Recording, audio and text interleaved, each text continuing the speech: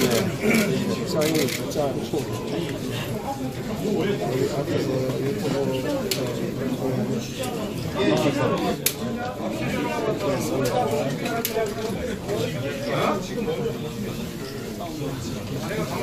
왜 자꾸 싸웁니까? 조용히 합시다. 오늘 중요한 기자회견입니다. 모든 언론사는 공정하게 보도를 해주기를 바랍니다.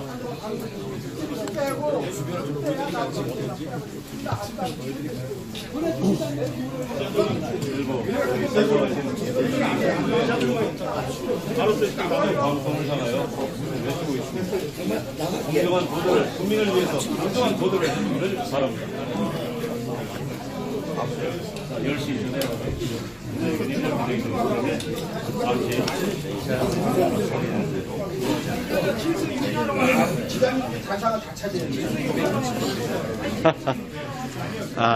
지금 초유의 사태가 현재 벌어지고 있습니다. 국민 여러분, 지금 초유의 사태가 벌어지고 있습니다.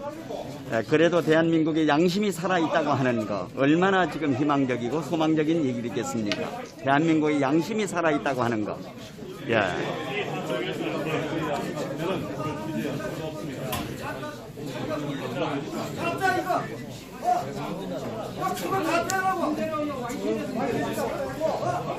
그 뒤에 그 지수를 그 뒤쪽에 지금 기자회견 들어가기 전이니까 조금 소란을 좀 자중해 주세요. 뒤에 좀 자중해 주세요.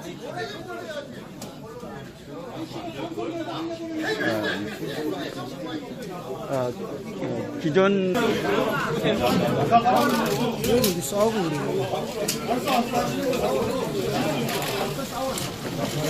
왜 싸워? 왜 서로 올라 그러고 왜 싸우고 그러네. 아이고. 거기 저 질서에 협조하세요. 예.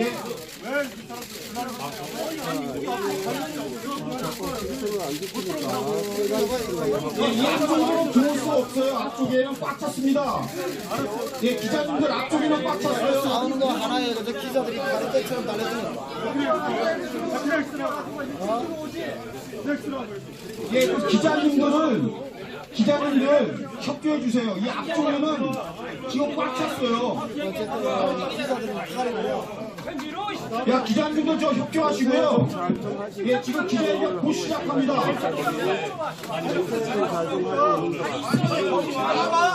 다 나간다고요. 벌써 다 나간다고. 나가려고 나가.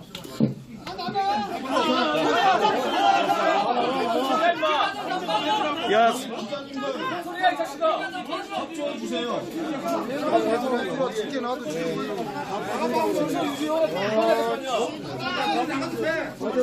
질서 유지.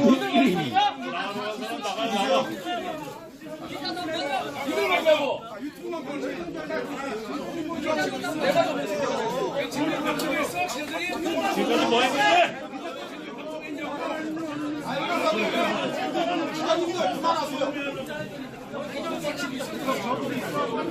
가슴에 손을 얹고 뛰어봐라.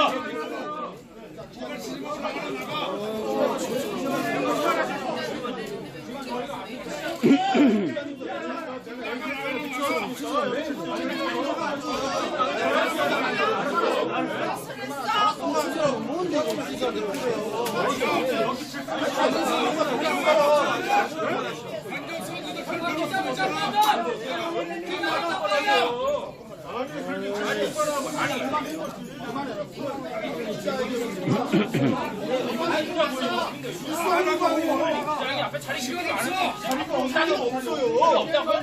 이거 저희가 판단하는 거죠. 충분히 찍을 수 있는 공간인데 왜 그렇게 말하는 거예요? 따라주시면 돼요. 그리고 지금 여기 먼저 오시는 딱 이게 1시간 됐어요. 제가 아니라 전에 왔어요. 제가 제일 많이 왔다고요. 그러니까 제가 말하는 게 앞에 자리가 충분히 있는데 왜 하냐고요. 왜 우리가 안 하고 지금 왜 그런 게 아니야? 아직도 오기지도 않았잖아. 시작도 안 했잖아 아직. 맞잖아요. 아니 시작했냐 확인을 안 해봤잖아요. 있는지 안 해봤잖아요. 왜 안 난다는 거죠? 나가서 싸워 나가서. 나가서 싸워.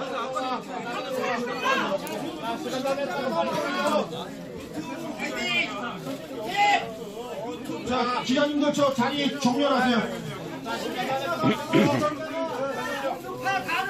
자, 기자님들 다 자리 정렬하세요. 자리 정렬. 어떻게 저 시민들이 어떻게 질서를 더 잘 지켜?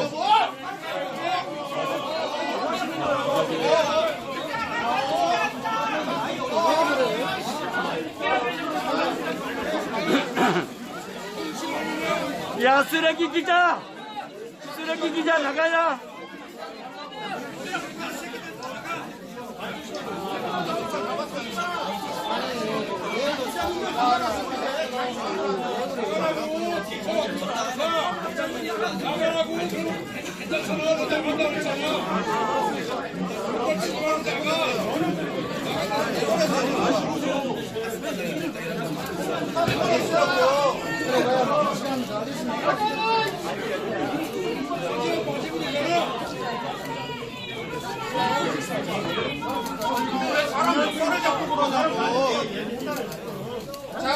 자, 그만하시고 기자님들도. 자, 그만하세요. 자, 기자님들도 기자님들 뭐 시작입니까? 기자 빠져 저거 머리 잘랐다.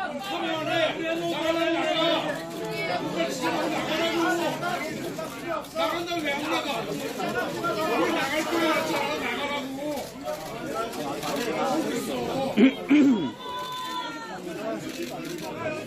나가라고.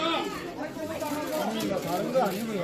그냥 여기 어르신들이 오셔가지고 지금 이게 한국의 현상입니다.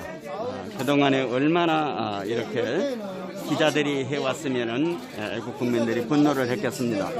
그러나 오늘은 중요한 기자회견 자리이기 때문에 모두 참아야 될 것입니다.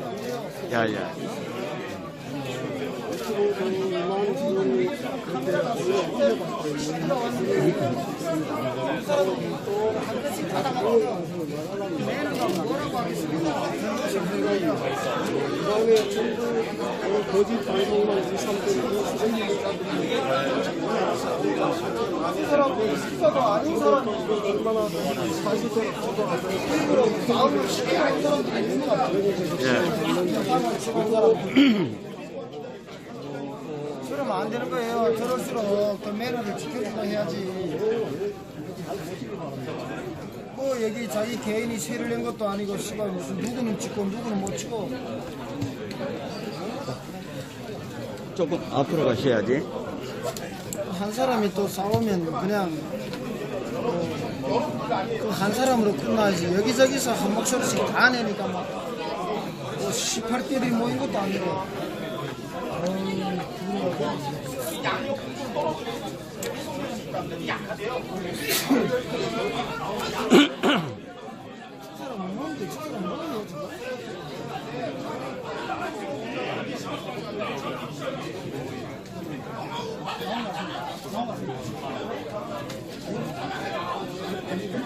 원래 이 조선민족의 피가 우리 이 한민족의 피가 원래 들어온 거야. 이 한민족의 피가. 김정은한테는 젖도 못 주는 병신들이 지네끼리는 맨날 쏘고요. 맞아요. 이게 바로 일제 노예로 살았던 이 한민족의 피예요.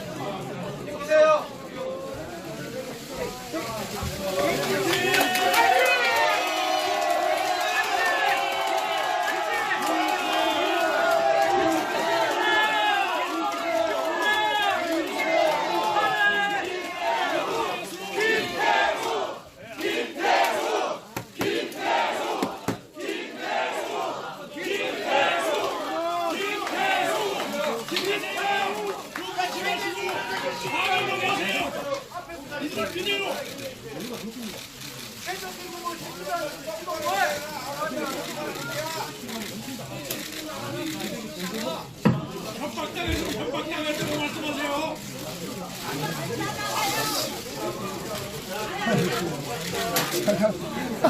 김태호 화이팅! 어르신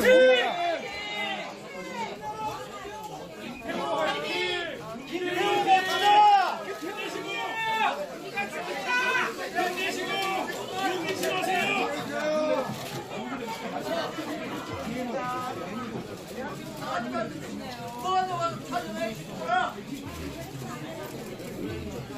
김태호 힘내라!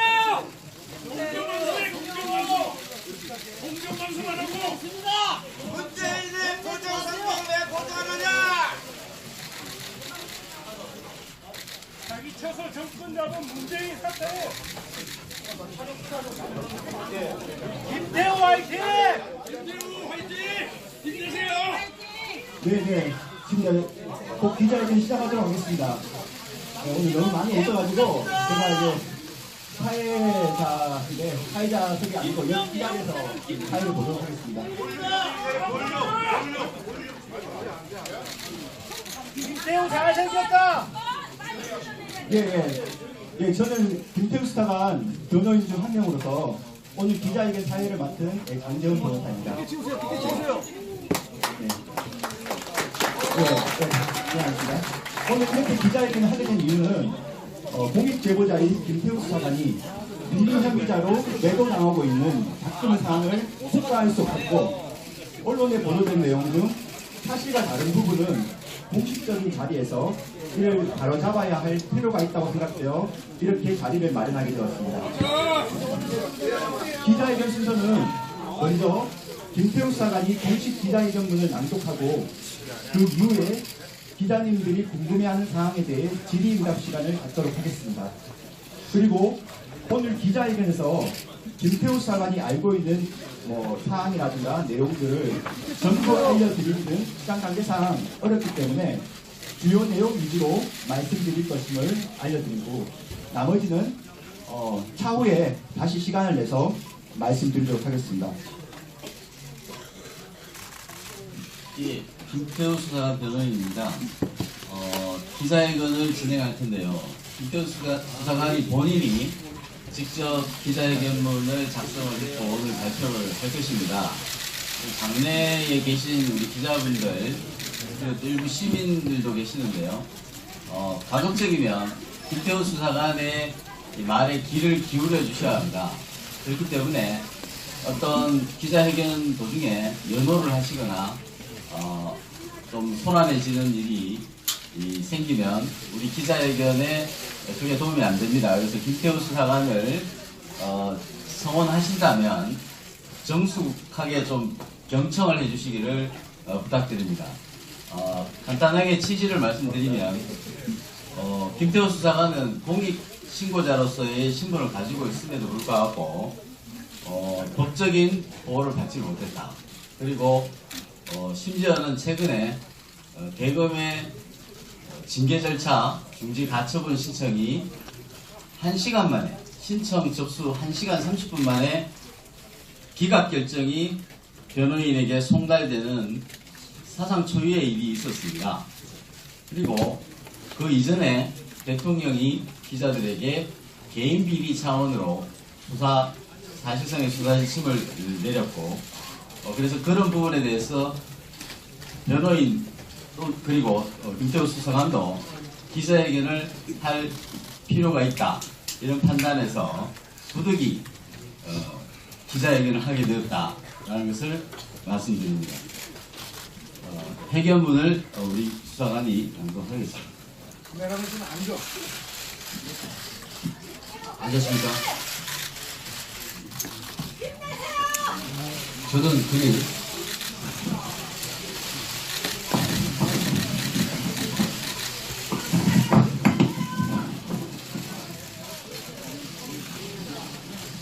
저는 금일 2018년 12월 14일자 SBS 8시 뉴스를 시작으로 제가 제보하였던 일련의 상황에 대하여 제보 내용의 정확성을 확인드리고 그에 대하여 올바른 평가를 바라는 마음에서 이 자리를 마련하게 되었습니다.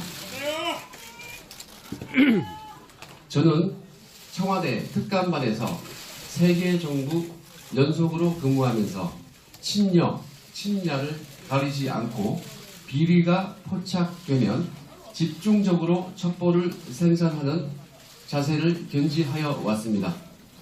눈치를 보며 일을 할 것이면 검찰 수사관을 진작에 그만두었을 것이며 이 길을 걸어오지 않았을 것입니다.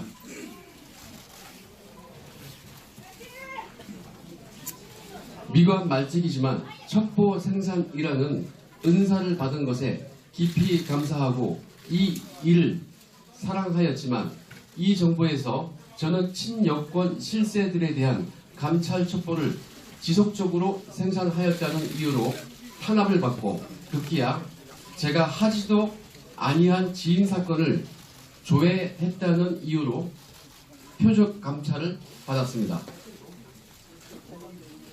청와대는 제가 지인 사건을 조회하지 아니하였음을 알면서도 그것을 빌미로 저를 쫓아내기 위하여 불법적인 휴대폰 감찰을 벌였고 제가 동의하지도 아니한 부분에 대한 별건 휴대폰 포렌식 자료를 활용하여 저를 범죄자로 낙인 찍어 언론에 유포하였습니다. 이에 대하여 대통령님의 가이드라인 제시 이후 그 다음날 저는 해임 처분되었고 저와 변호인들이 징계 처분에 대한 가처분을 행정법원에 제기하였지만 16페이지에 이르는 소장을 접수한 지 단 1시간 만에 기각되는 초유의 사태가 벌어졌습니다. 그리고 국민권익위에서는 공익제보에 대한 보호조치를 현재까지 내리지 못하고 눈치만 보고 있는 상황입니다. 지금부터 총 6가지 사항에 대하여 하나하나 설명해 드리겠습니다. 먼저 최초 이 사건의 빌미가 되었던 경찰청 특수수사과 지인사건 조회와 관련하여 말씀드리겠습니다. 저는 저희 지인이 수사받는 사건을 조회한 사실이 없습니다. 위 사건에 대하여 대단히 큰 오해가 있는데 이에 대하여 말씀드리겠습니다. 먼저 특수수사과에서 실적을 조회하게 된 경위는 제가 청와대 특별감찰반에서 근무하며 작성했던 첩보 3건이 2017년 하반기경 특수수사과에 이첩되었는데 2018년 가을 무렵 동 사건들 중 수사가 성공하거나 결론이 나온 것이 있다고 언론에 나왔습니다. 제가 쓴 첩보 대상자 2명이 구속이 되었습니다. 그것이 언론에 나왔습니다. 실적 규모를 확인하기 위해 2018년 11월 2일 오후 경찰청 특수수사과를 찾아갔습니다. 찾아가기 전에 저는 저의 직속 상관인 김태곤 검찰사무관에게 말했습니다. 제가 쓴 첩보로 특수수사과에서 혐의자를 구속시켰습니다. 라며 언론 기사 출력물을 보여주니 김태곤 사무관은 특감반 연말 실적을 확인하여 수석님께 보고해야 하니 한번 알아봐라 라고 지시하였습니다. 본인의 경우 검찰 사무관 특별 승진의 실적에 크게 도움될 사안이라서 승진을 위해서라도 실적을 확인해야 하는 상황이었습니다. 이에 경찰청 특수수사과 출신 박모 형사에게 제가 부탁하기를 특수수사과 관리반에 특감반 실적 조회하러 갈 것이니 미리 전화 예약을 해달라고 하고 11월 2일 오후에 찾아갔습니다. 관리반장 김모 경감에게 저는 특감반에서 이첩시킨 첩보 3건에 대하여 조회를 의뢰하였는데 당시 저는 어떤 첩보인지 말로 얘기한 적도 없습니다. 그냥 제가 작성한 첩보의 이첩표를 건네주었고 김 경감이 하나씩 조회하여 그 결과를 자필로 빨간 펜으로 기재하여 준 것입니다.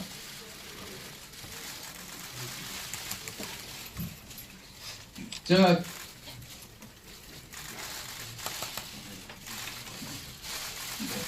추후에 그 이첩표를 기자님들에게 배포를 해줄 것인데요. 거기에는 제가 쓴 첩보 제목과 작성자, 이첩일자, 이첩기관이 기재되어 있습니다.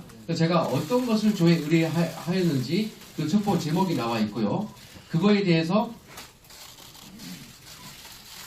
담당 관리 반장이 자필로 빨간 펜으로 이렇게 스스로 기재를 해준 것입니다.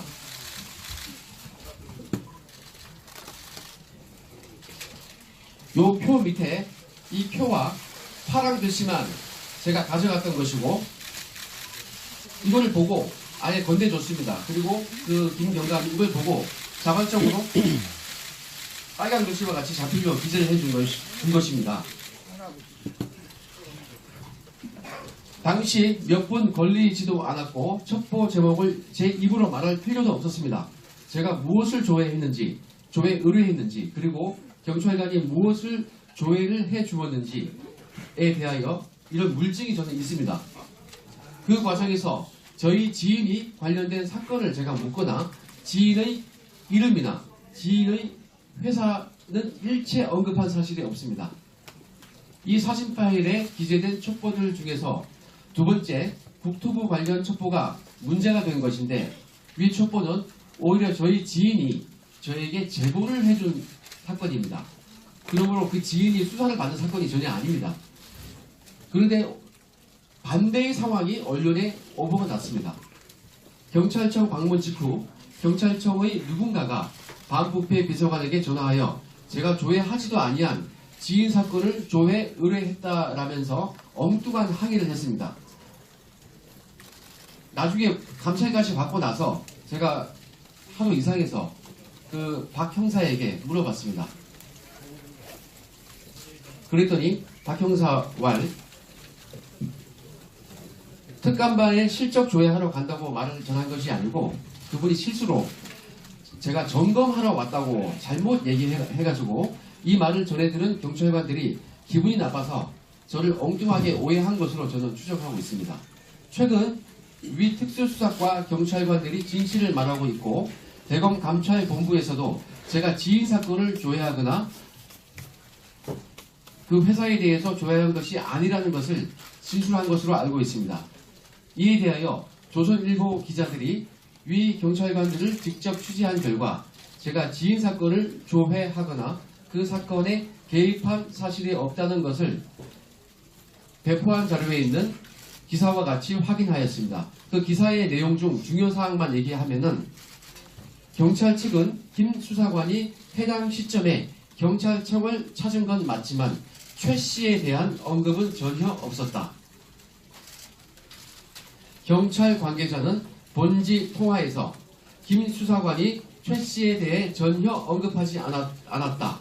당시 최 씨 조사를 담당한 경찰도 김 수사관이 경찰청을 찾은 사실을 몰랐다. 이런 내용입니다. 이 정도면 제가 지인 사건을 조회하지 아니한 것이 밝혀졌다고 생각됩니다. 저는 11월 28일 제가 지인 사건을 조회했다는 KBS 보도로 인하여 20년 공직 인생이 끝나버렸습니다. 청와대는 저에 대한 별건 감찰로 저의 약점을 잡아놓고 검찰에 복귀시켰으나 제가 지인 사건을 조회하지 아니한 것을 알고 있었으므로 검찰에 징계 의뢰하지 않았습니다. 저는 특별 승진 때문에 검찰에 복귀한 것으로 특감 반장과 합의하였고 보안을 서로 지키기로 하였습니다. 그러나 그로부터 2주 후 11월 28일 KBS 오보가 나오자 청와대는 갑자기 저를 꼬리 자르기 시작하며 범죄자라며 언론에 여러가지 사항을 유포하였습니다.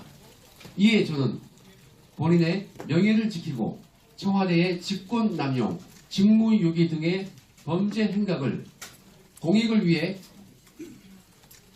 공표하기로 마음먹고 청와대와 외로운 싸움을 시작하게 된 것입니다. 지금부터 하나씩 사례를 들어 말씀드리겠습니다.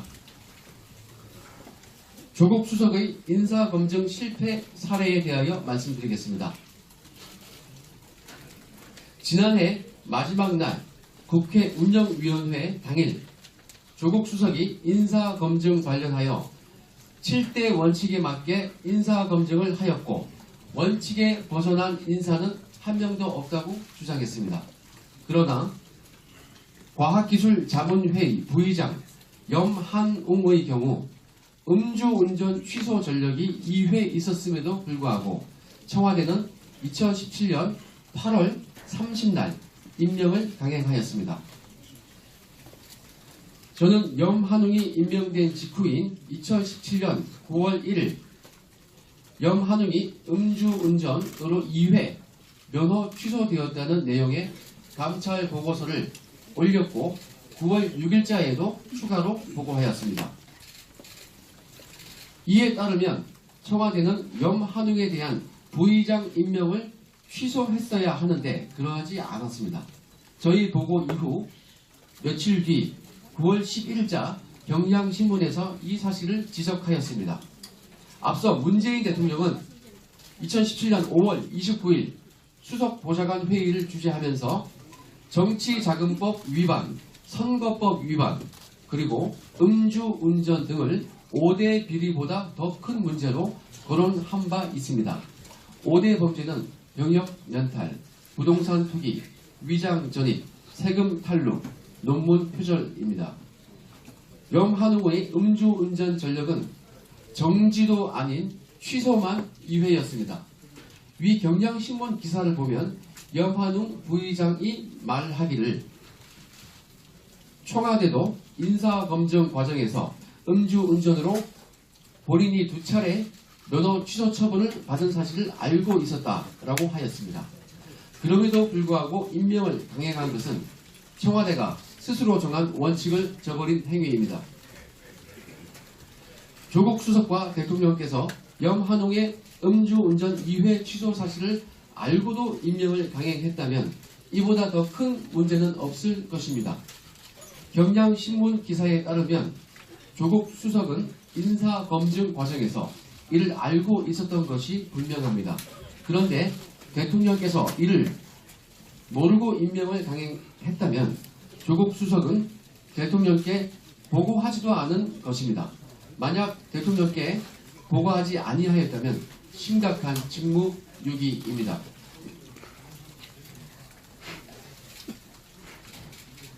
제가 최초로 공익 제보했던 우윤근 대사 사건의 경우에도 이와 비슷했습니다.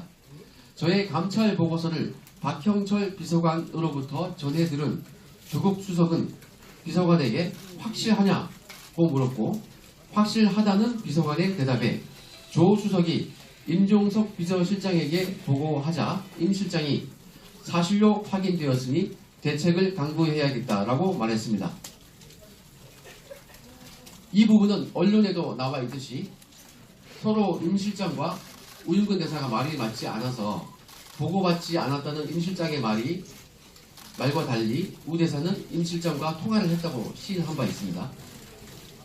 그럼에도 불구하고 조치는커녕 비서관은 특감반장을 통하여 저에게 보안을 잘 지키라고 하였고 그로부터 한 달도 되지 않아 우윤근이 러시아 대사로 임명되었습니다.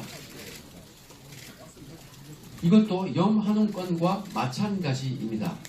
수석과 비서실장, 대통령께서 이를 모두 알고도 임명을 강행하였다면 정말로 큰 문제이고 대통령께서 모르셨다면 수석과 실장은 대통령에게 보고도 하지 않고 눈과 귀를 가린 것입니다.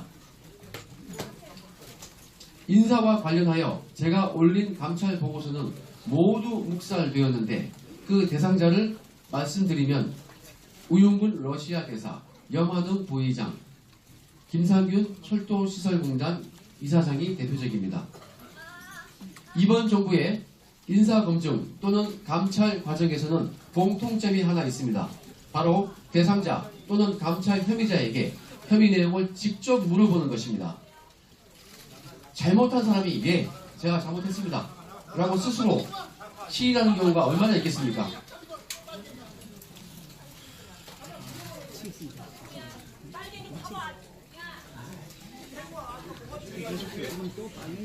제대로 검증하거나 확인하려면 저와 같은 특감반 직원들 여러 명에게 혐의 내용을 추가로 조사하라고 시키거나 수사기관에 이첩하여 사실을 확인하는 것이 정당한 업무 방법인데 청와대는 본인들의 우군이라고 생각되는 사람에게는 직접 변명만 듣고 그냥 임명해버렸습니다. 이러한 행태는 박형철 비서관도 마찬가지입니다. 자신과 친한 모 검찰 간부에 대한 감찰 보고서를 보고받았으면 저나 다른 특감 반원들에게 확인시키거나 검찰에 이첩시켜 확인하면 될 것입니다. 그러나 비서관은 저에게 특감반장을 통하여 자신이 직접 전화해서 확인했다며 문제없으니 신경 끄라고 말했습니다. 이번 손혜원 의원의 사건도 마찬가지입니다. 민주당에서는 손혜원 의원에 대해서는 문제없다고 말합니다.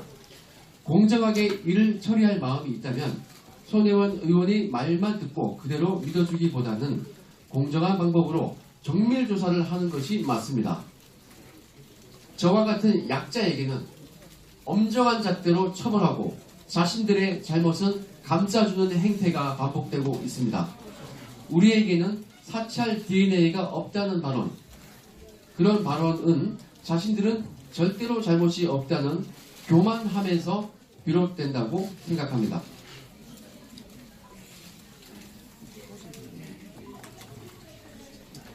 청와대 민정수석실의 국가예산 횡령에 대하여 말씀드리겠습니다. 2017년 7월 특감반 창설 직후 반부패 비서관은 이인걸 특감반장과 함께 특감반원들의 활동비 지원에 대하여 의논하였습니다. 특감반원들은 매일 외근 활동을 하며 출장을 다니기 때문에 활동비를 출장비 명목으로 매월 100만원 상당을 각 개인의 계좌로 송금해 주었고 특활비 또는 특정 업무 경비를 기억했는데요. 현금 40만원을 봉투에 넣어서 직접 개인별로 지급하였습니다. 그런데 특감반 구성원 중 내근만 전담하는 직원은 외근을 하지 않습니다. 그럼에도 불구하고 내근 직원에게도 허위 출장 신청서를 작성하는 방법으로 출장비를 지급했습니다. 그로 인하여 특감반 데스크 김태곤 사무관은 내근 전담임에도 출장비를 개인 계좌로 지급받았습니다. 그런 직원이 특감반 내에 한 명 더 있을 수도 있습니다. 16개월 동안 그 한 명이 받은 출장비는 최소 1,500, 1,600 정도 될 것입니다. 만약에 2명이라면 3천만 원이 넘어갈 것입니다. 국민 세금을 허위로 수령한 것입니다. 반부패 비서관실과 민정수석실은 국가 예산을 허위로 집행한 것이어서 실정법을 위반한 것입니다. 출장비 신청서를 허위로 작성하였으니 공문서 위조 및 동행사에도 해당될 것입니다. 출장비는 반부패 비서관실이 총무비서관실에 신청하는 것이므로 박형철 비서관이 응당 책임을 져야 할 것입니다. 특감반 김태곤 사무관의 허위 출장비 수령은 청와대와 특감반원의 계좌 거래 내역 등의 자료가 남아있으니 이를 감추지 못할 것입니다. 이에 대하여 반부패 비서관과 민정수석은 법적 도의적 책임을 져야 할 것입니다. 그리고 청와대 민정수석실 등 다른 비서관실에서도 비슷한 방법의 불법 사항이 있는지 확인할 필요가 있다고 생각됩니다. 다음 휴대폰 불법 감찰에 대하여 말씀드리겠습니다. 헌법과 형사소송법에 의거 압수수색을 할 때에는 영장에 의하도록 되어 있습니다. 그런데 청와대는 감찰 대상자가 아무리 공무원이라지만 영장도 없이 휴대폰을 제출하라면서 동의서를 쓸 것을 강요하였습니다. 조국 수석은 동의서를 썼기 때문에 문제가 없다고 하지만은 이 문제의 본질은 동의서를 쓸 것을 강요한 것입니다. 자발적으로 진심으로 휴대폰을 제출한 사람이 있겠습니까? 청와대 특감반이라면서 몇 명이 우 몰려가서 휴대폰 내세요. 동의서 쓰세요. 이렇게 하는데 이건 동의가 아니고 강요입니다. 강압입니다. 수사기관에서 피의자를 조사할 때에도 진술을 거부할 권리가 있고 진술 거부권을 행사하였다는 이유로 불이익을 받지 아니함을 고지합니다. 그러나 특감반이 공무원에게 동의서를 쓰게 하고 휴대폰을 수거할 당시에 동의서를 쓰지 않아도 된다는 내용을 고지한 사실이 한 번도 없습니다. 동의서를 쓰지 않아도 불이익을 받지 않는다. 고지한 적 없습니다. 그리고 휴대폰을 포렌식할 때 그 휴대폰 명의자가 참관할 수 있음을 고지한 사실이 한 번도 없습니다. 이것이 과연 임의성이 있는 동의서에 의한 휴대폰 감찰인지 이해가 가지 않습니다. 이는 명백히 불법이며 공권력을 빙자한 폭력입니다. 수사기관이 강제 수사를 할 때에도 영장을 법관에게 청구하여 법관으로부터 수사와 관계없는 사생활 침해 등 권리에 어긋나는 부분은 일부 기각됩니다. 판사가 두 줄로 듣습니다. 그러나 특감반에서는 동의서 자체를 강압적으로 진부하고 서명 한 번 강제로 받았다는 이유로 본래의 감찰 목적에 맞는 증거가 발견되지 아니하면 여자 문제 등 별건 사생활까지 먼지 털듯이 털어서 그 별건으로 조사하여 괴롭혔습니다. 저에게 직접 조사를 시켰습니다. 외교부 국장 제가 성관계 한 거 조사해서 자백 받았습니다.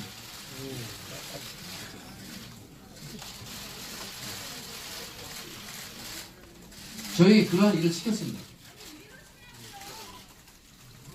그러한 별건 여자 문제로 징계 조치까지 하였습니다. 그런데 이것도 형평성에 어긋납니다.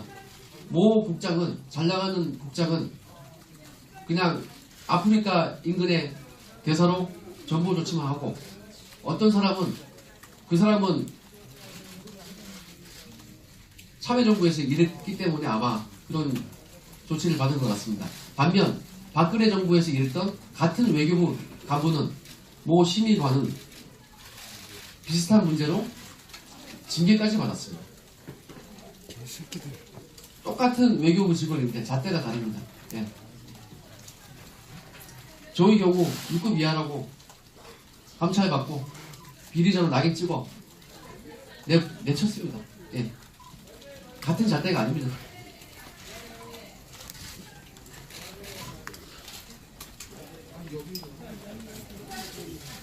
저도 청와대에서 쫓겨날 당시 똑같은 방법으로 당했습니다. 원치 않는 동의서를 임의성 없이 썼고 동의에 대하여 거부권을 고지받지 못했습니다. 포렌식할 당시 저 같은 사람도 참관권을 고지받지 못했습니다. 별건 감찰을 받았습니다. 제가 징계받았던 골프 향응 수수 등의 자료는 모두 위와 같이 별건 휴대폰 감찰, 불법 감찰에서 나온 포렌식 자료였습니다. 이는 제가 포렌식을 동의하지 아니한 부분에 대한 불법 자료입니다. 저는 최초 경찰청 조회권 때문에 감찰을 받은 것인데 제가 지인 사건을 조회했다는 물증이 나오지 아니하자 제 휴대폰 기록에 남아있던 별건 골프 등을 문제 삼아 별건에 불법 감찰을 하였던 것입니다. 그럼에도 현재까지 청와대는 위와 같은 휴대폰 포렌식 감찰을 계속 하겠다고 하니 아직도 사태의 심각성을 깨닫지 못하고 있는 것 같습니다. 형사법을 조금이라도 공부해본 사람들은 항상 실체적 진실 발견만큼 절차적 중요성과 인권 보장이 강조되어 있다는 것을 알고 있습니다. 조국 수석은 서울대 법대 교수셨고 서울대 교수로 돌아가실 분입니다. 관련 논문도 심도 있게 쓰신 분인데 오히려 인권 보장은 전혀 생각지 않고 휴대폰 감찰을 승인 지시한 분이므로 더욱 문제가 크다고 생각합니다. 백원호 민정비서관의 불법 감찰에 대하여 말씀드리겠습니다. 이러한 휴대폰 불법 감찰은 심지어 감찰 권한이 없는 민정비서관실에서도 발생하였습니다. 청와대 내부 업무 분장표에 의하면 민정비서관실은 민심 동향과 대통령의 친인척 및 특수관계인에 대한 관리만 가능할 뿐이며 공직자에 대한 감찰 권한은 없습니다. 이번 사건 이전에 청와대가 국회의원에게 제출한 민정수석실의 업무 분장표를 보면 민정비서관실이 공직감찰 권한이 없음을 확인할 수 있습니다.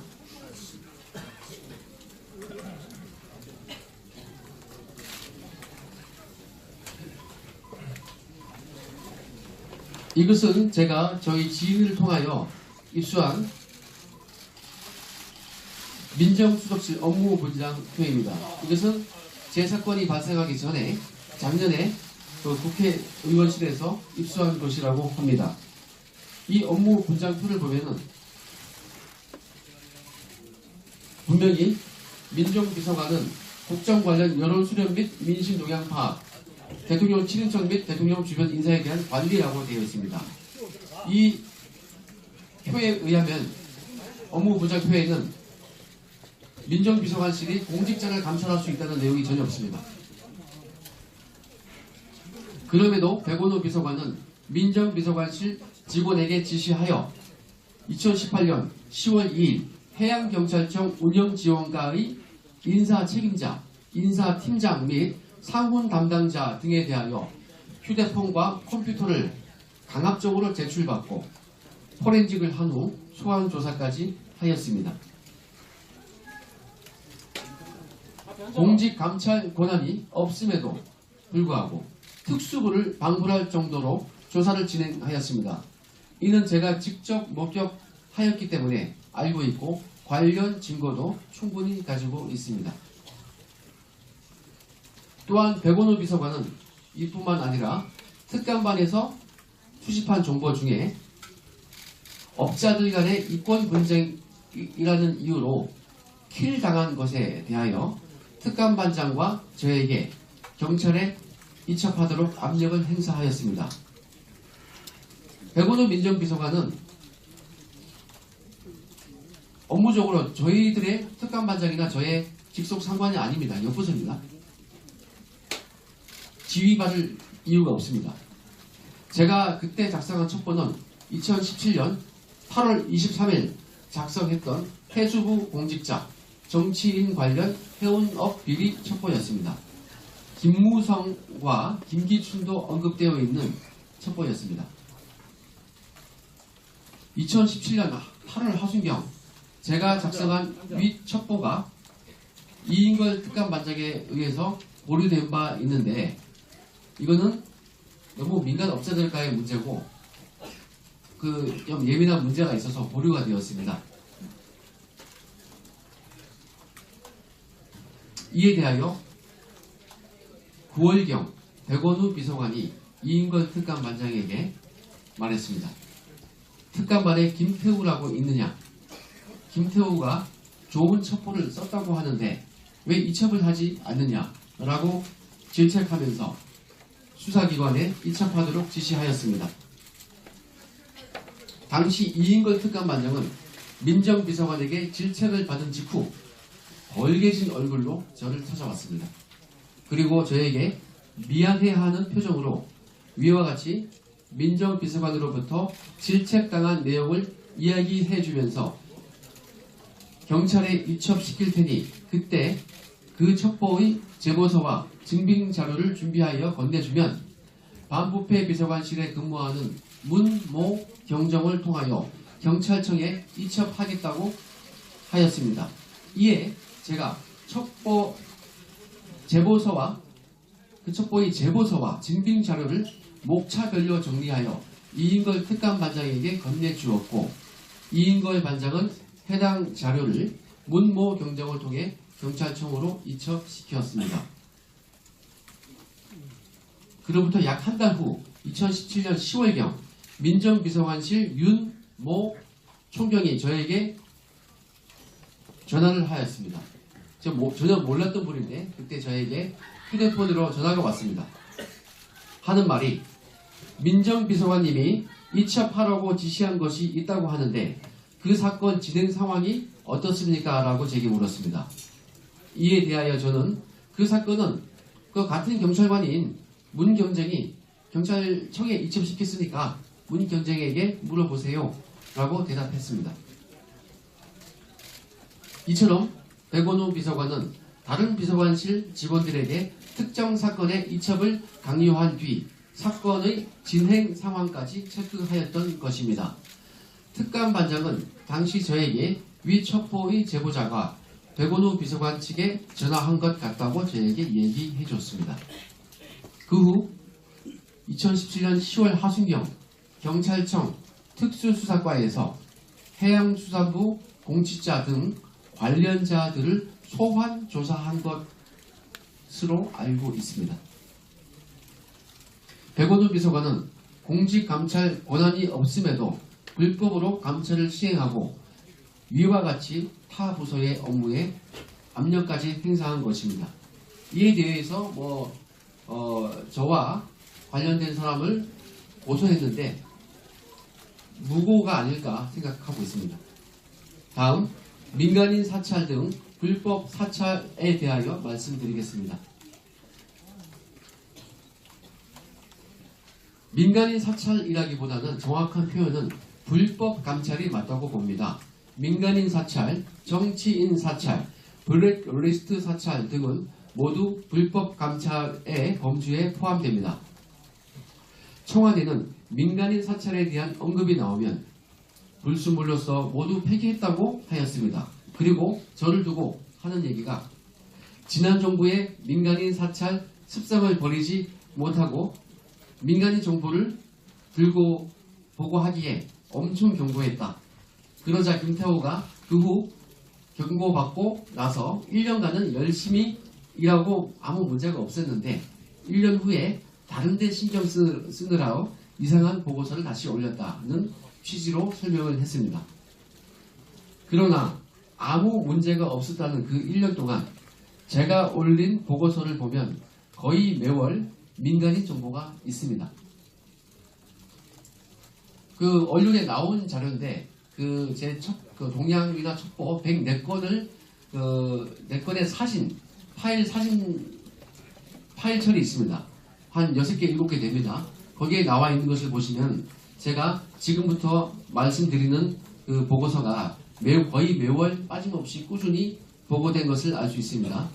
먼저 2017년 7월 11일 코리아나 호텔 관련 이모 씨 사살 관련 동향, 7월 14일 홍준표 대선 후보의 대선 자금 관련 동향, 7월 24일 서울 창조경제혁신센터 박모 씨 관련 첩보, 7월 25일 최경환 비위 관련 첩보성 동향, 조금 전에 말씀드렸던 김무성, 김기춘 등 정치 관련 첩보, 해수부 첩보, 그것이 2017년 8월입니다. 그리고 9월 20일 전 한국은행 보총재 장모 씨 자녀 부당 채용 의혹, 10월 24일 전 금융위 부위원장 정모 씨 장남 취업비리 의혹, 11월 12일 전 국정원 대전지부장 김모 씨 아들 채용비리 의혹, 12월 21일 비트코인 관련 특이 동향. 이 내용은 참여정부 인사들에 대한 활동 사항이 있습니다. 우상호 의원 등등, 그리고 제가 이미 말씀드렸던 여러 참여정부 인사들이 있습니다.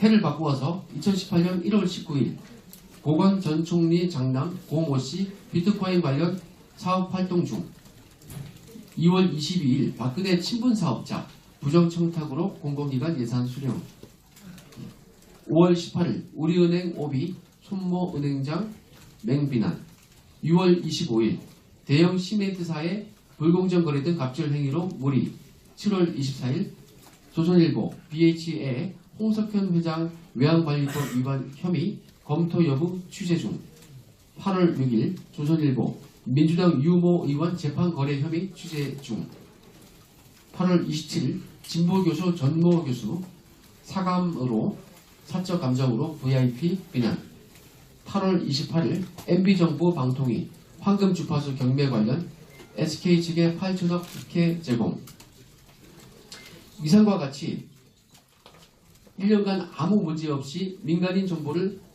쓰지 않았다는 청와대 해명과는 달리 1년 동안 거의 매월 민간인 또는 정치인 관련 동향과 첩보를 다수 작성하였습니다.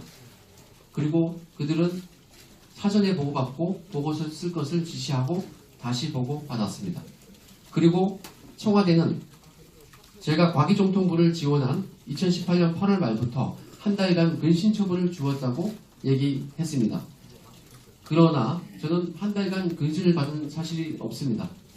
한 달간 근신을 받았다면 그 8월 말부터 9월 말까지 아무런 실적이 없어야 합니다. 그런데 저는 그 기간 동안 무려 13건의 감찰 보고서를 작성했습니다.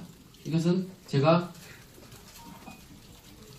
말씀드렸던 그 동양 파일 철의 그 휴대폰으로 촬영한 파일에 있습니다.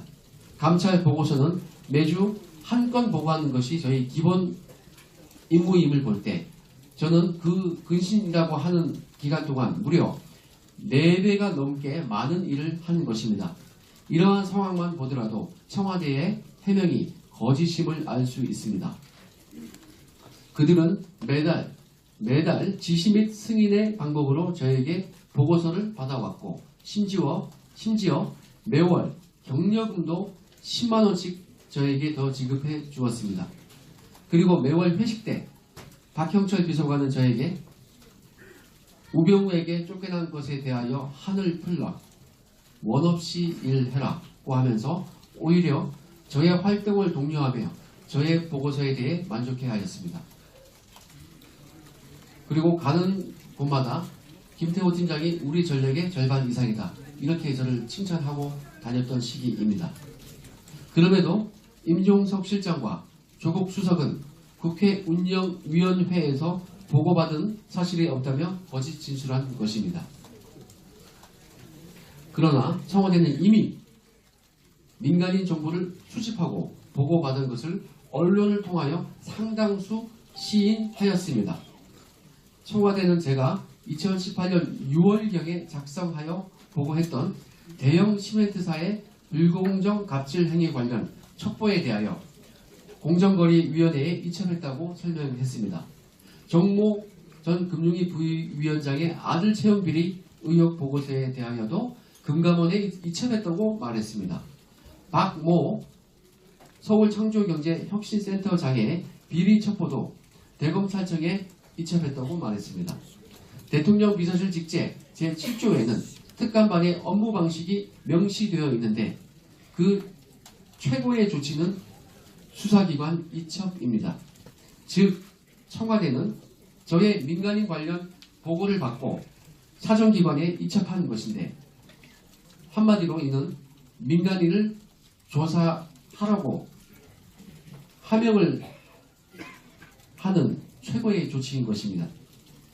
민간인 첩보가 그들의 말대로 불순물이라면 폐기해야지 왜 조사하라고 이첩을 시킵니까? 민정수석실의 수장은 조국 수석입니다. 타 기관으로 이첩하는 것은 반부패 비서관이 독단적으로 자의적으로 결정하지 못합니다. 수장인 민정수석에게 보고하여 승인을 받아야 이첩할 수 있습니다. 이상의 사실로 볼 때 조국 수석은 민간인 첩보를 모두 보고받고 이첩하도록 승인 결재해준 것입니다. 청와대는 민간인 보고서를 이첩했다고까지 시인했으니 민간인 사찰을 시인한 것입니다. 추가로 비트코인 관련 참여정부 인사들에 대한 정보 수집은 반부패 비서관이 자신이 직접 지시한 것임을 언론을 통하여 명확히 밝혔습니다. 민간인 사찰을 지시하였다는 것은 이인걸 특감반장이 주식회사 공항철도 첩보를 저에게 건네주면서 조사를 지시한 점에서도 명확히 확인됩니다. 이인걸 특감반장은 공항철도 첩보 확인을 지시하였다는 것을 언론을 통하여 시인하였고 당시 공기업으로 착각했다는 말도 안 되는 변명을 하였습니다. 특감반장이 저에게 건네준 공항철도 첩보 내용은 한 장짜리라서 매우 간단합니다. 첩보 내용에 민간인 공항철도 사장이 노래방 도우미 접대를 받은 것까지 나오는데 그런 것까지 저에게 확인하라고 지시했다는 것을 시인한 것과 다름없습니다. 특감반장이 업무를 지시하면서 자신이 읽어보지도 않은 보고서를 저에게 주면서 지시하지는 않았을 것입니다. 이상과 같이 청와대는 스스로 이첩 또는 지시했다고 시인한 민간인 사찰 보고서만 5건에서 6건이 됩니다. 그들이 보고받지 않았다고 주장하는 나머지 보고서에 대하여는 어떤 상황이 전개되었는지 미루어 짐작할 수 있을 것으로 생각됩니다. 청와대는 저에게 보고를 받지 않았고 이인걸 특감반장 선에서 불순물을 정리했다고 주장하고 있습니다. 대통령께서는 심지어 제가 혼자 한 일이라며 검찰 수사에 가이드라인을 주셨습니다. 그러나 이미 말씀드린 바와 같이 청와대 스스로 보고받고 이첩했다고 시인한 민간인 감찰 보고서가 여러 건 있습니다. 공공기관 블랙리스트 관련 불법 감찰 부분은 현재 동부지검에서 수사가 진행되고 있으니 그 부분은 금일 언급하지 않겠습니다. 민정수석은 특별한 일이 없는 한 매주 특감반이 작성한 5건의 동향 보고서를 반부패 비서관으로부터 보고받았습니다. 16개월간 최하 300건의 보고서를 받았을 것입니다. 저희가 매주 올리는 동향 보고서는 민정수석이 읽어보는 신문과 비슷하였던 일상적인 업무였기 때문입니다. 두꺼운 첩보도 이첩하는데 한 장짜리 동향은 매주 받는 것이기 때문에 분명히 읽어봤다고 저는 봅니다. 과연 특감 반장이나 반부패 비서관에게 보고할 목적으로 그렇게 많은 보고서를 작성했을까요? 이것은 수장인 민정수석에게 보고하는 것입니다. 조국 수석이 코리아나 호텔 사장 배우자 자살 관련 동향 등 조선일보 관련 동향 3건 그리고 홍준표 후보와 관련된 대선자금 모금 시도 동향을 안 읽어봤겠습니까? 보안이 보장되는 은밀한 이런 보고서를 안 읽어봤겠습니까? 제가 보고했던 이상의 모든 것은 사전에 이인걸 특감반장의 허락과 지시하에 정식 보고서로 작성된 것입니다. 민간인 사찰, 정치인 사찰, 공공기관 블랙리스트 등 보고서의 존재 자체가 그들이 저에게 지시하고 보고받았다는 중요한 물증입니다. 그 외 2018년 8월 저는 이인걸 반장의 지시 승인을 받고 대북 사업 동향을 보고한 사실이 있습니다. 이는 송영길 의원과 관련된 부분입니다. 송영길 의원이 북방경제위원회 대북 경협 사업을 주도하는 대통령 직속 기구의 위원장이었는데 그때 대북 관련 사업자인 자신의 측근 송모 씨를 특별보좌관으로 앉히고 북한 모래 채굴 사업을 독점적으로 확보하여 송모 씨에게 일감을 몰아주려 한다는 내용이었습니다. 아주 예민한 내용이라 걱정하며 사전 보고를 했는데 특감반장이 흔쾌히 쓰라고 하여 보고한 내용입니다. 위 내용도 당연히 조국 수석에게 보고되었을 것입니다. 또한 수석의 윗선에게도 보고되었을 것으로 생각합니다. 그 다음 불법 감찰의 핵심 키 저희 특감반 데스크였던 검찰 사무관 김태곤과 관련하여 말씀드리겠습니다. 이상의 이 모든 보고서는 특감반의 편집자이며 데스크인 김태곤 검찰 사무관이 저에게 이메일과 출력물 2가지로 받아서 보관하였습니다. 김태곤 사무관은 저뿐만 아니라 특감반 외근 직원 8명 전체에 대한 보고서를 보관하였기 때문에 모든 내막을 알고 있습니다. 저는 2018년 5월 27일 경기도 광주시 소재 모 골프장에서 저의 지인과 김태곤 사무관과 함께 3명이서 골프를 친 사실이 있습니다. 김태곤 사무관은 감찰 조사 당시 저희 3명이 골프를 친 사실과 자신이 비용을 지불하지 아니하였음을 시인하였습니다.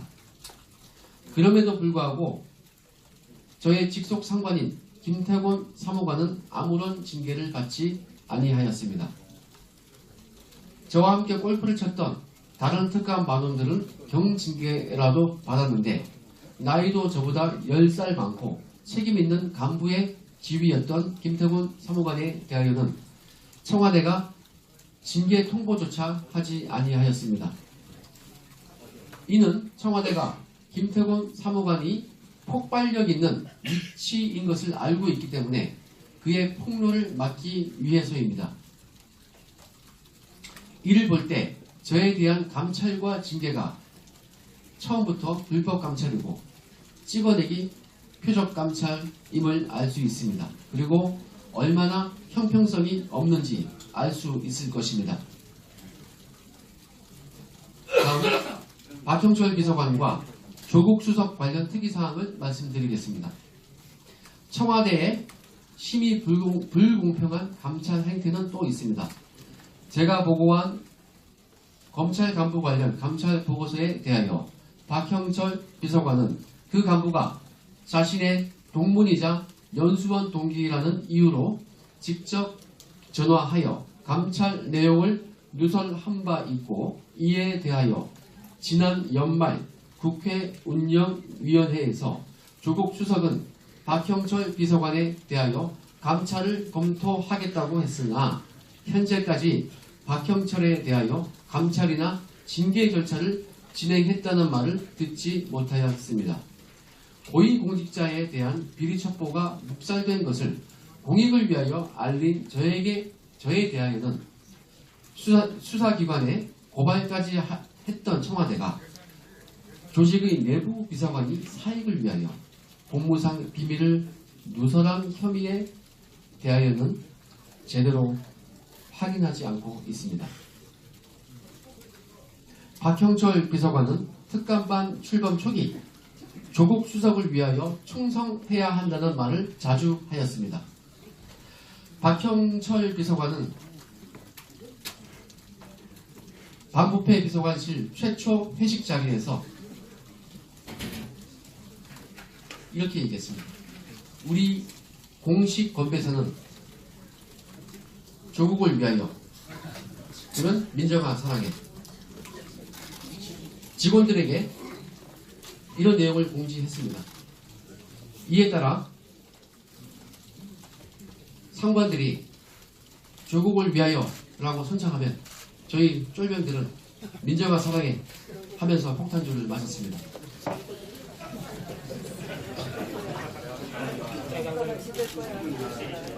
박형철 비서관은 조국 수석에 대한 충성을 강조하며 심지어 임종석 비서실장에 대한 비리 정보도 가져오라고 하였습니다. 업무 감찰 범위는 맞습니다. 국민을 위하여 충성한 것이 아니라 직속 상관에게 충성한 것입니다. 저는 직속 상관이 아닌 국민을 위하여 친여, 친야를 가리지 않고 비리가 포착되면 즉시 확인하여 보고하였던 것인데 그로 인하여 저는 감찰과 징계라는 무자비한 폭력을 당하였던 것입니다. 박형철과 저 중에서 누구를 징계하는 것이 공정한 것인지 제대로 심판되어야 할 것입니다. 다음 본인에 대한 청와대 측의 모욕 및 명예훼손 행태에 대하여 말씀드리겠습니다.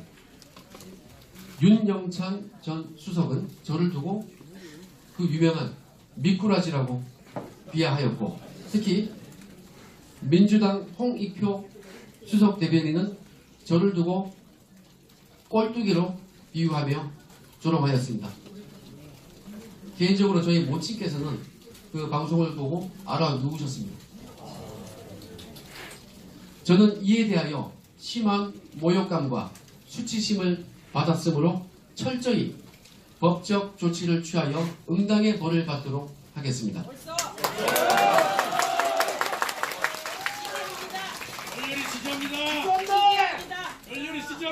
하지만 만약 그들이 지금이라도 저에게 진심으로 용서를 구한다면 통 크게 받아들일 용의가 있습니다.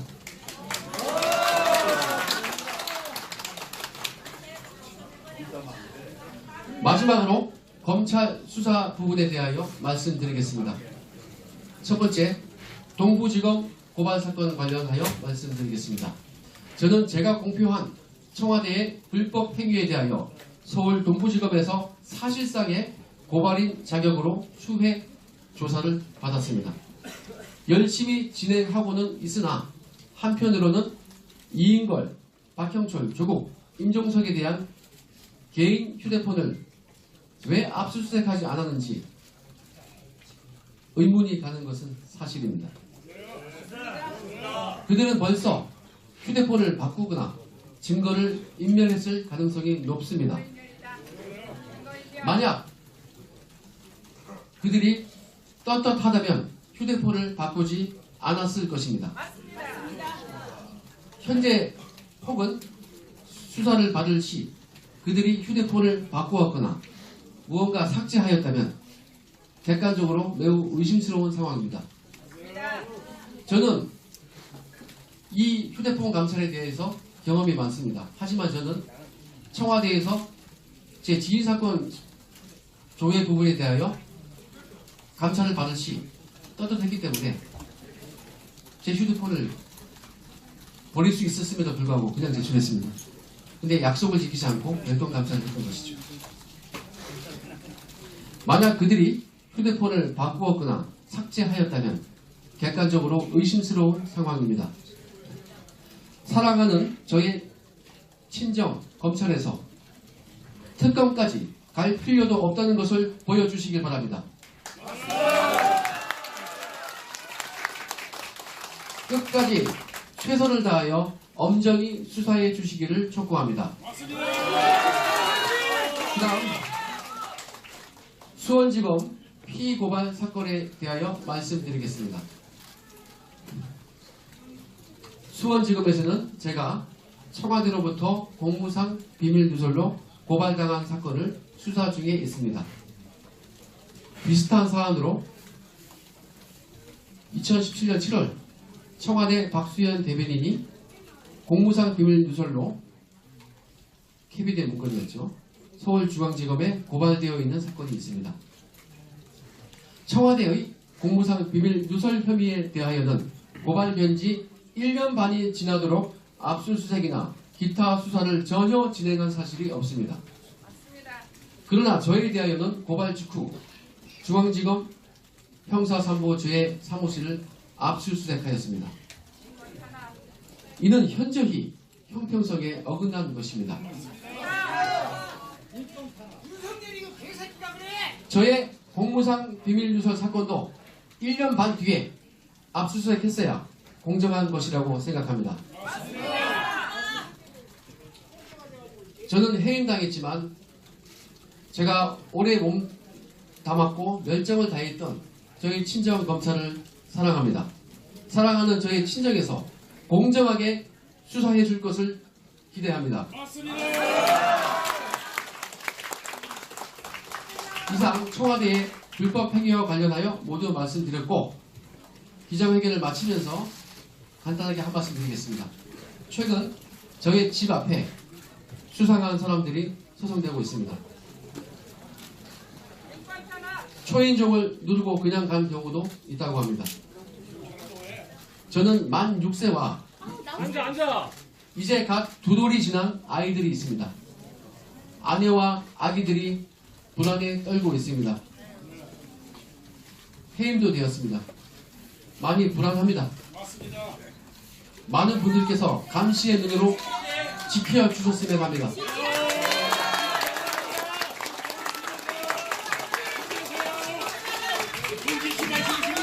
저는 차후 어떠한 압력에도 굴복하지 않겠습니다.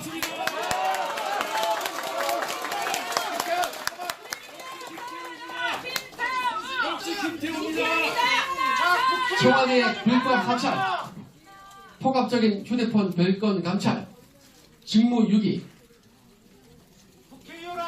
공무상 비밀 누설 등 범법 행위에 대하여 좌시하지 않고 끝까지 밝혀내도록 최선을 다하겠습니다.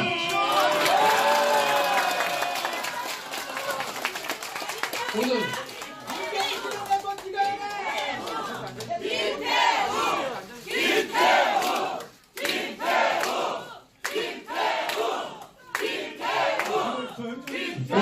시간 관계로 모든 것을 말할 수는 없습니다. 추가로 제가 폭로할 내용은 시기를 모아 다시 말씀을 드리겠습니다. 오늘 기자회견은 여기까지입니다. 감사합니다.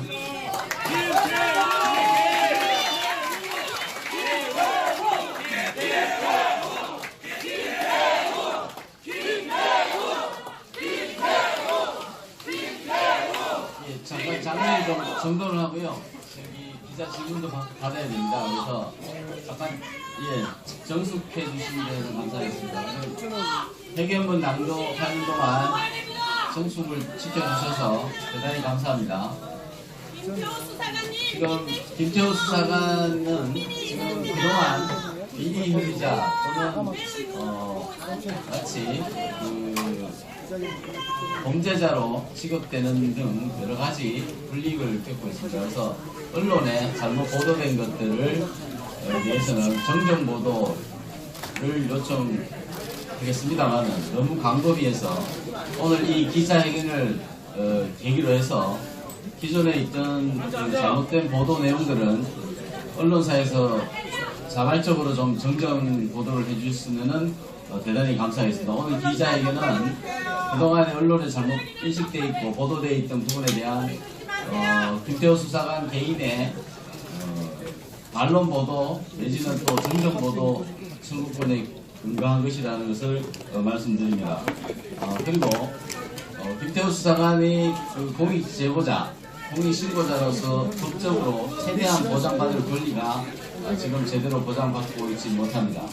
그래서 저희 변호인단은 공익신고를 받도록 할 생각입니다. 그래서 공익신고센터를 운영하되 김태호 수사관과 관련된 부분에 대한 추가 제보도 받겠습니다. 그래서 저희가 이메일을 구조로 공지해드리고 있습니다.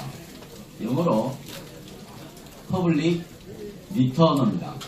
gmail.com입니다. 그래서 public return입니다.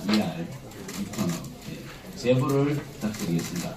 그리고 기자들의 질문을 몇 분만 압축적으로 하고 질문을 1분 내로 필요 없어요. 맞아요. 기자 질문 다 필요 없어. 간단하게 그래도 한두 분 해야 되는데 질문을 잔내를 정리해주세요.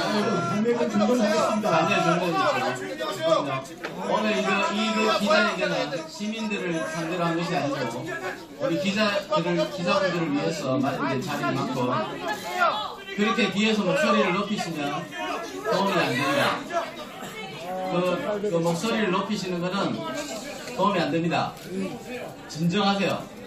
김태호 수사관을 아끼시는 입장이면 진정하시고 기자들에게 기회를 주세요. 그렇게 하시면 안 됩니다. 좀 성숙된 시민의식으로 기자회견이 진행됐습니다. 기자들에게 기회를 주세요. 제가 한 두세 분만 받겠습니다. 잠깐만요. 그분은 기자님 자격증이 아닌 것 같고요. 제가 볼 때는 기자분만 받겠습니다. 기자분 중에서 질문 주시면 아니 시민들을 기자님 소속 밝히고 소속을 반드시 밝혀주십시오. 다 나가고 있으니까 괜찮다고 공정하게 보도하라고 질문 받으라고 그래. 네, 안녕하십니까. TV조선 황정민입니다. 혹시 특감반에서 유재수 전 국장의 휴대전화를 포렌식한 적이 있습니까? 제가 하지 않은 부분인데 포렌식해서 분석을 하고 조사를 했다는 것은 알고 있습니다. 그러면 문제됐던 비위가 직무상 영향력 행사였습니까? 아니면 품위 유지 위반 같은 사생활 문제였습니까? 제가 했던 내용이 아니기 때문에 다만 옆에서 조사를 진행했고 조사를 받았고 뭔가 문제가 있었다. 이 정도로 추상적으로 알고 있고 저희는 이제 제가 하지 않은 부분은 자세히 알기가 좀 힘듭니다. 네. 뭔가 문제가 있어서 조사를 받았고 네. 그러면 수사기관에 이첩되지 않은 이유를 뭐라고 보십니까?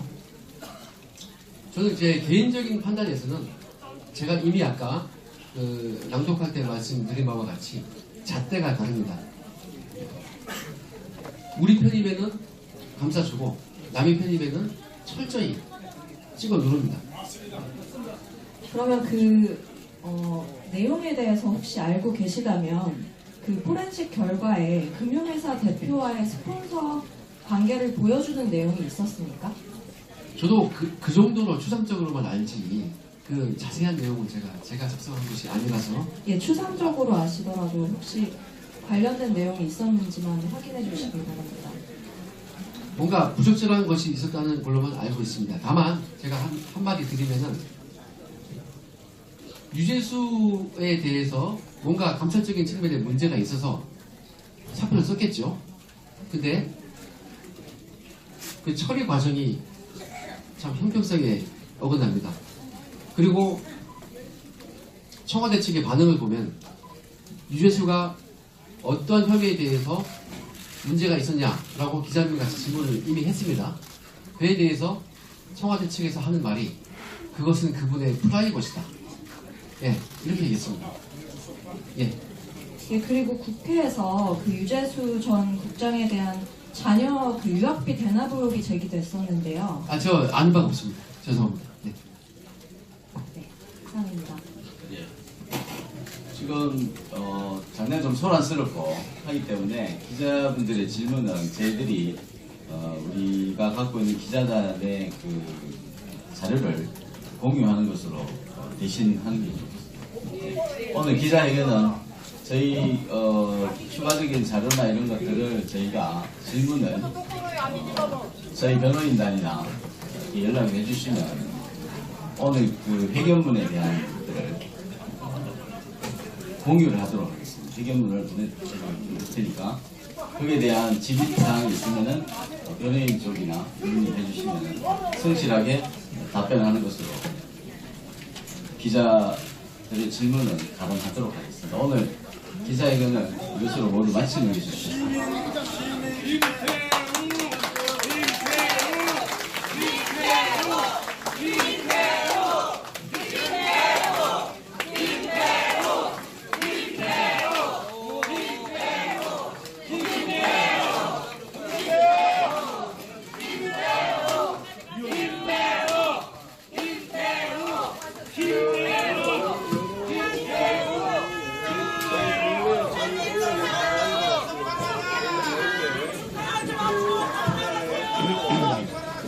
시청자 여러분, 장장 1시간 한 10분에 걸쳐서 불법 민간인 사찰 김태우 수사관 추가 폭로 기자회견을 가졌습니다.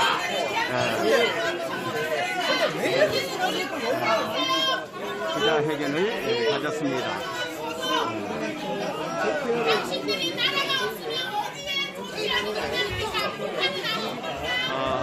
지금 여러분 보신 바와 마찬가지로 정말로 이럴 수는 없습니다. 정말로 이럴 수는 없습니다. 이제 우리 애국 국민들이 모두 나서서 함께 잘못된 이 정부를 바로 저희가 처벌을 하는데 함께 해야 될 것 같습니다. 지금 일부 지금 현재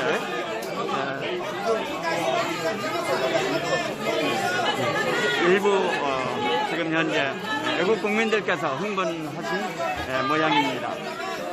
잠깐 비춰드리고 잠시 후에 방송을 종료하는 방향으로 하겠습니다. 하기 시원한 거 한번 말씀해 주세요.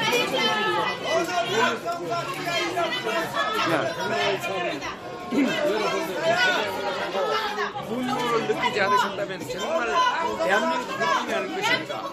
이게 어떻게 이런 사회가 되었습니까? 자기 편이면 잣대가 다르다. 자기 편은 무한정 가지고 남의 편이라면은 정말 불법이든 불법이 아니든 무차별로 해서 정말 매장하고 명예를 훼손시켜서 조롱하고 미꾸라지다 망둥이다 하면서 이렇게 제거하는 이 사회가 공정사회입니까? 이 사회가 인민재판사입니까? 이 사회가 이렇게 바뀌었습니다. 여러분, 우리 국민들은 정말 이제는 깨어나서 각성하지 않으면 안 될 때가 됐습니다. 모두들 각성해서 이와 같은 이 나라가 이렇게 변해가고 있는 데 대해서 분노와 정말 여러분들 정신을 차리지 않으면 이 나라는 자유대한민국으로 남지 않을 수 있습니다. 그러나 여러분들이 이렇게 깨닫고 느끼고 있기 때문에 이 나라는 결코 만만하지 않는 자유대한민국으로 남을 것입니다. 여러분이 기자회견을 끝까지 도와주시고 여기에 대해서 여러분은 나름대로 평가를 하겠습니다만은 앞으로 우리가 어떻게 나아가야 될지 이 방향까지도 여러분이 가야 될 것입니다. 우리가 알고 있는 사항을 모두 하나하나 주변에 알려서 이 나라가 바로 가도록 반드시 자유대한민국으로 남도록 해야 될 것입니다. 여러분 기자회견을 보시고 많이 흥분하셨겠지만은 차분히 우리 할 일을 해라. 정말 감사합니다.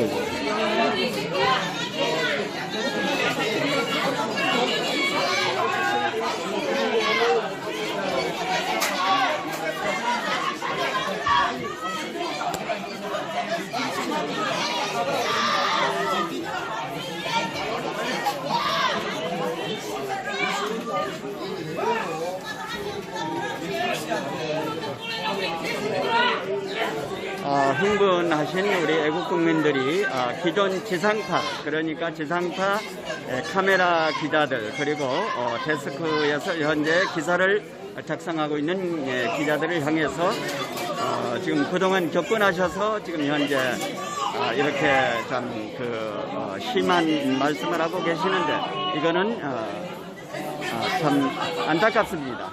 지금 현재 지상파 카메라 기자, 그리고 데스크 기자, 그리고 종편의 기자들 지금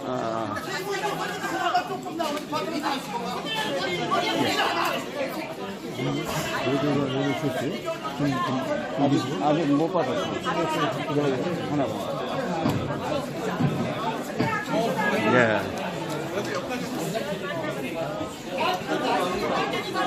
오늘 정말로 이렇게 프레스센터 기자회견장에 지상파, 그리고 종편, 그리고 데스크탑 기자들, 그리고 우리 1인 미디어 유튜버까지 이렇게 합세를 해서 아마 사상 최대의 기자들이 오늘 모여서 불법 민간인 사찰 김태우 수사관 추가 폭로 기자회견의 내용을 취재한 것 같습니다.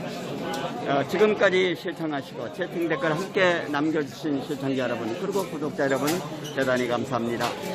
그러면은 다음 태국 FM 유튜브 생방송을 해야 될 때까지 안녕히 계시고요. 저는 여기서 방송을 종료해야 될 것 같습니다. 오늘 특별히 권재구 고문님, 그리고 이상엽 대표님, 그리고 선영님, 그리고 제가 지금 현재 시청자님 닉네임을 기억하지는 못합니다. 많은 분들이 오셔서 채팅 댓글 함께 해주신 여러분 대단히 감사합니다.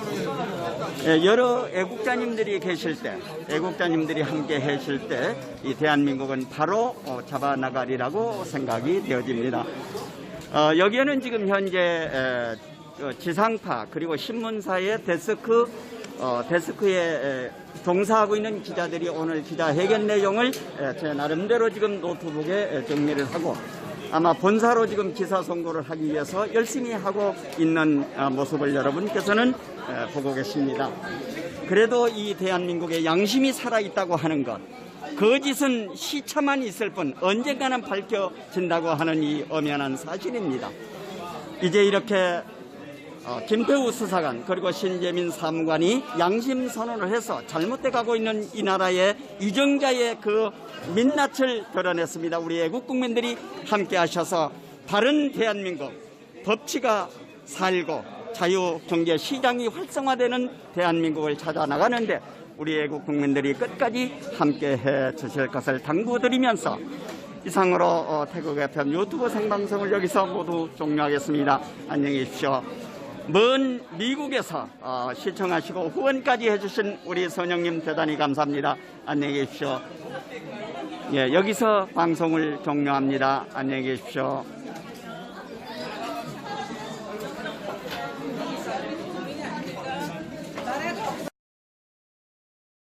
이 몸이 죽어서 나라가 산다면 이슬같이